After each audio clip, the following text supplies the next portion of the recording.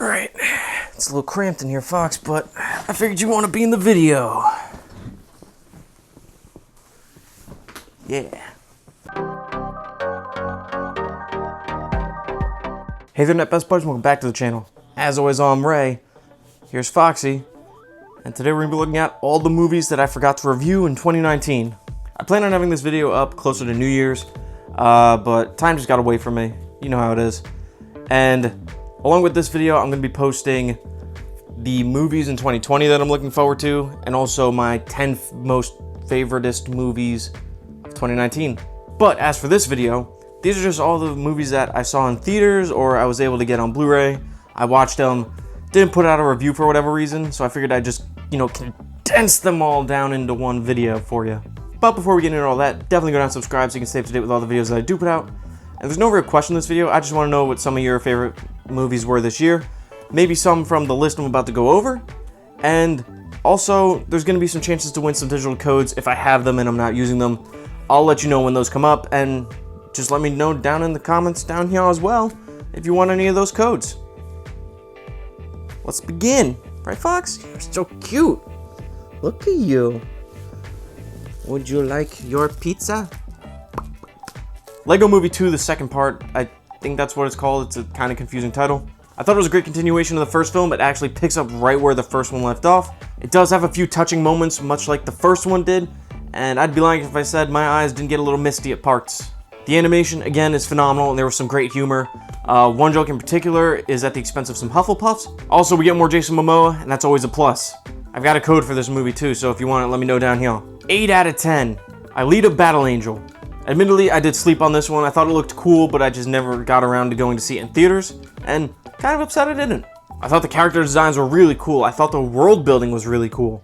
I love the action that's in the movie. I thought the visuals were really good. I just wish they meshed more with the more human elements. Sometimes that didn't really work too much, took me out of it a little bit. I was a little bummed with how the movie ended. It kind of leaves on a cliffhanger, more of a setup to bigger things. But this was supposed to be the first of a series of films, I believe. And I just hope we get a sequel. I don't know how likely it is, but it was still pretty good. I liked it. Again, I have a code for this movie too, so just let me know. 8 out of 10. Invader Zim on Netflix. I loved seeing Zim, Gur, and the rest of the colorful cast back on my TV.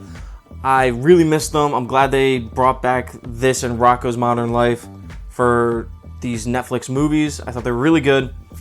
And yeah, I'm just glad I could finally see them on my TV instead of, in a Hot Topic on some clothing. I like how they explained why Invader Zim was gone so long. There were some great action sequences. The animation's fantastic. But I will say, I remember the show looking a lot more disturbing when I used to watch it. Maybe that's because I'm older and I've seen a lot more messed up things since when I was a child, but who knows. Also, really enjoyed the fact that it had a runtime of just over an hour. That was very nice. Very considerate, Netflix. 8 out of 10. Triple Frontier. I was really looking forward to this movie because of the cast alone, and they all had great chemistry with each other. I thought they all worked really well as a unit. The movie itself had some cool action. It had a really fun heist sequence, and it had some moments that were kind of surprising to me. I really did enjoy this movie a lot, and I definitely think you should check it out. It's a Netflix original, so just, pop on over there and give it a shot. 7 out of 10. Rocko's Modern Life.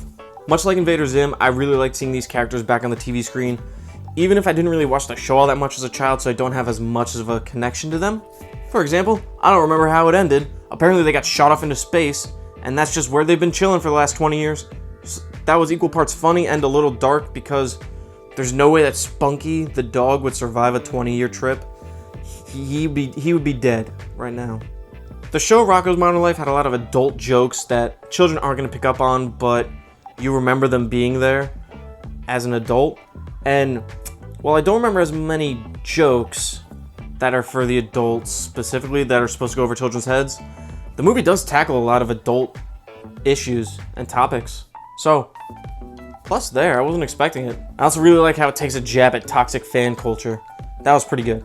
8 out of 10. Hobbs and Shaw. It's more Fast and Furious, it's more ridiculous, it's more sci-fi. What else do I have to say to explain this? You have The Rock, you got Statham in there, they have great chemistry together. But for a movie that focuses so much on family, they seem to forget about the third Shaw sibling. He's just, not mentioned at all, even though this film, much like the rest of the Fast and Furious, is all about family. And also, whenever a movie can cram in an Italian Job reference, I'm all for it. 7 out of 10. Need some lemonade. My throat's a little parched, little fox.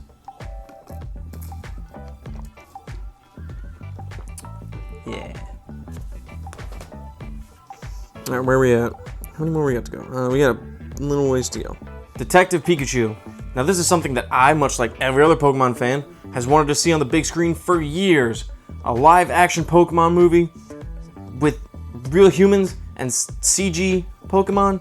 Even if the CG doesn't always work so well, I'm looking at you, Machamp, guiding you traffic. But for the most part, it looks really good.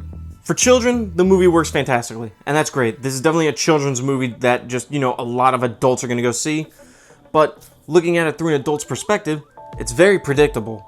And there's a lot of plot holes and things that kind of just don't make sense. But a child's not going to notice that, so Ryan Reynolds carries the film, and of course he does, because he's absolutely fantastic. I also really like how this is in the same universe as Home Alone, and how this is a continuation of the first Pokemon movie. So that's really cool. Bonus points. 7 out of 10. Ready or not? Little bell, don't bell. A super fun, super gory, and original concept for a film that has some pretty good performances from Samara Weaving and Adrian Brody. Loads of dark humor. I personally loved all of that. And even though there's a reveal at the end that's kind of meh and kind of expected, but you don't really want it to turn out the way it does, I had a blast watching this movie. It was fantastic. 8 out of 10. Yesterday. I really enjoyed the concept for this movie, and I thought the covers of the music were pretty good. The movie's pretty funny at times. It's also pretty heartfelt at others. It has some really good surprises, and I thought overall it's just, a pretty fun movie if you don't look too into it. Probably should have changed some of the lyrics though. 7 out of 10. Toy Story 4. Did we, and by we I mean me, need another Toy Story after the great conclusion that was Toy Story 3? No, we didn't. I didn't. But it is a fun movie. It tells a great story. The animation's absolutely fantastic, and it was really funny. So, it's a win. 7 out of 10. Dark Phoenix. So I rewatched this recently, and I don't think it was as bad as I originally thought. It's definitely not the worst X-Men movie. That still belongs to Last Stand, and maybe Origins. I thought the actors all did really well with what they had to work with, except for, the one actress who clearly didn't want to be there anymore. It shows. Don't do that. I personally just loved seeing more stories with these characters, especially with these actors in the roles. But a lot of it does feel forced and a little messy. Honestly, I just wish Fox had more of an overall plan for what to do with this section of the X-Men film series. That's all. 7 out of 10. Godzilla, King of the Monsters. I enjoyed parts of this movie, and I didn't enjoy other parts. I really like the monster fights, which is, super important, when I could see them, because a lot of the movie just felt like I was watching the Battle for Winterfell with a lot of smoke and nighttime and clouds just obscuring a lot of what was going on. But when you can see the fights, they're awesome. The world building that they do and some of the lore they establish, I really liked. I'm a sucker for that kind of stuff. But it really upsets me when they literally blow up some of my favorite things about the lore that they start to expand on. 6 out of 10. Blinded by the Light. The story of a young man facing adversity, making his way through young adulthood, and discovering the music of Bruce Springsteen. You can't really go wrong there. Overall, I love the story, I love the music, and honestly, my only real negative is that the movie kind of just goes on for a little too long, or at least it feels that way. But it does give us Tommen Baratheon as the cool friend of our lead character, so that was pretty cool to see him in there. 8 out of 10. And lastly, Rocket Man. I just saw this movie a couple days ago and I absolutely loved it. The visuals and the story were great, and I really like how they were able to mix the fantasy elements with the much more darker moments of Elton John's life. I thought it was really good. The performances were phenomenal, mainly Taron Egerton, but I also like Richard Madden. The music was absolutely incredible, and that absolutely has to do with the fact that Taron Egerton sang a lot of the songs. He's really good.